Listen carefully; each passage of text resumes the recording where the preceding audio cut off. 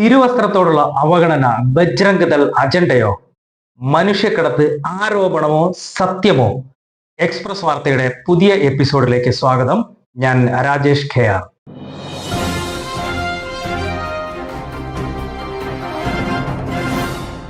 Zero Malabar സഭയുടെ കീഴിൽ ചേർത്തല ആസ്ഥാനമായ അസീസി സിസ്റ്റേഴ്സ് ഓഫ് ഇമ്മാക്യുലേറ്റ് അഥവാ ഗ്രീൻ ഗാർഡൻസ് സന്യാസ സഭയിലെ സിസ്റ്റർമാരായ വന്ദന, പ്രീതി എന്നിവർ മതപരിവർത്തനവും മനുഷ്യക്കടത്തും ആരോപിച്ച് കഴിഞ്ഞ വെള്ളിയാഴ്ച പോലീസ് ദുർഗ് റെയിൽവേ സ്റ്റേഷനിൽ നിന്ന് അറസ്റ്റ് ചെയ്തിരുന്നു. ഗാർഹിക ജോലിക്കായി ആഗ്രയിലെ ഫാത്തിമ ആശുപത്രിയിൽ ജോലി ചെയ്യുന്ന ഇവർ 3 പെൺകുട്ടികളെ കൂട്ടിക്കൊണ്ടു പോകാനാണ് ദുർഗ് റെയിൽവേ സ്റ്റേഷനിൽ എത്തിയത്. ഒരു പെൺകുട്ടിയുടെ സഹോദരനും കൂടെ ഉണ്ടായിരുന്നു. ആഗ്രയിലേക്ക് പോകാനെത്തിയ ഇവരെ ബജ്രംഗ് ദൾ പ്രവർത്തകർ തടയുകയും പോലീസിൽ ഏൽപ്പിക്കുകയും ചെയ്തു. പോലീസിന് തിരിച്ചറിയൽ രേഖ കാണിക്കുകയും പെൺകുട്ടികളുടെ മാതാപിതാക്കളുടെ സമ്മതത്തോടെയാണ് സഭയുടെ ആശുപത്രിയിലേക്കും പള്ളിയിലേക്കും കൊണ്ടുപോകുന്നതെന്ന് പറഞ്ഞിട്ടും അതൊന്നും കേൾക്കാൻ ആരും തയ്യാറായില്ല.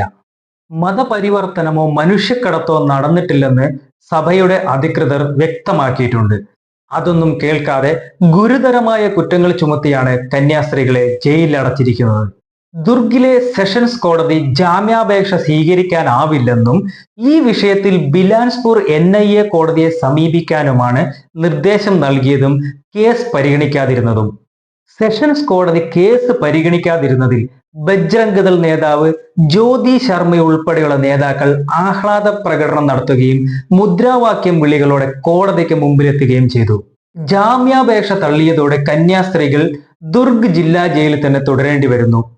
മനുഷ്യക്കടത്തും മതപരിവർത്തനവും ഛത്തീസ്ഗഡിൽ ജാമ്യം ലഭിക്കാത്ത വകുപ്പുകളാണ്. ഈ സംഭവത്തോടെ കേരളത്തിൽ പ്രതിഷേധം ഇരമ്പുകയാണ്. മോചനത്തിനായി ജനം തെരുവിലിറങ്ങേണ്ട അവസ്ഥ വന്നിരിക്കുന്നു. കുറച്ചു വർഷങ്ങളായി നമ്മുടെ രാജ്യത്ത് സംഭവിച്ചുകൊണ്ടിരിക്കുന്ന വർഗീയ ധ്രുവീകരണം ശക്തമായ നിലയിലെത്തിയിരിക്കുന്നു. കൂടെ നടക്കുന്നവന്റെ ജാതിയും മതവും നോക്കി പെരുമാറുവാൻ ശ്രമങ്ങൾ നടക്കുന്നു. വേർതിരിവിലൂടെ രാഷ്ട്രീയം വളർത്താനാണ് ചിലരുടെ നീക്കം. അതിഭയാനകമായ രീതിയിലാണ് രാജ്യത്തിൽ നടക്കുന്ന സംഭവങ്ങളെ കാണാനാവുക. തിരുവസ്ത്രമണിഞ്ഞ് പുറത്തിറങ്ങാനാവില്ലെന്ന് തുറന്നു പറയേണ്ടി വരുന്ന സാഹചര്യം എങ്ങനെയുണ്ടായി? കന്യാസ്ത്രീകളുടെ മോചനത്തിൽ കേരളത്തിലെ BJP എങ്ങനെ ഇടപെടുമെന്ന് നോക്കി മാത്രമാവും ഇനിയുള്ള സമീപനമെന്ന് കർദിനാൾ മാർ ക്ലിമീസ് കാത്തോലിക്ക ബാവ പറഞ്ഞു കഴിഞ്ഞു. ക്രൈസ്തവരെ കൂടെ കൂട്ടി 10 സീറ്റ് തരപ്പെടുത്താമെന്ന മോഹം മിക്കവാറും തകരുന്ന മട്ടാണ്. ഛത്തീസ്ഗഡിലെ ബജ്രംഗ് ദൾ പ്രവർത്തകർ കേരളത്തിലെ BJPക്കാരുടെ വാക്കുകൾക്ക് ഒരു വിലയും നൽകില്ലെന്നും അറിയാവുന്നതാണ്. കോൺഗ്രസിനും ഇടതുപക്ഷത്തിനും BJPയുടെ ഇരട്ടത്താപ്പ് തുറന്നു കാട്ടാൻ കിട്ടിയ അവസരമെന്ന നിലയ്ക്കാണ് പ്രവർത്തനവും പ്രവചനവും ഒക്കെ. ഒരിടയ്ക്ക് സഭാ നേതൃത്വവുമായി അടുക്കുന്ന BJPയെ എങ്ങനെ തളയ്ക്കാമെന്ന് നോക്കി നടക്കുമ്പോൾ ഇപ്പോൾ കിട്ടിയ അവസരം കളയാനാവില്ലല്ലോ. ഫലത്തിൽ രാഷ്ട്രീയ കളി മുറുകുമ്പോൾ തുറങ്കിൽ അടച്ചിരിക്കുന്ന നിരപരാധികളായ കന്യാസ്ത്രീകളെ പുറത്തിറക്കാൻ നല്ലൊരു ശ്രമം നടത്താതിരിക്കരുത്.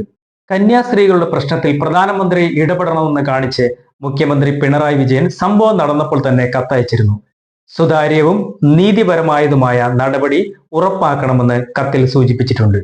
റെയിൽവേ സ്റ്റേഷനിൽ വെച്ച് നടന്നത് വളരെ നാടകീയ രംഗങ്ങളാണ്.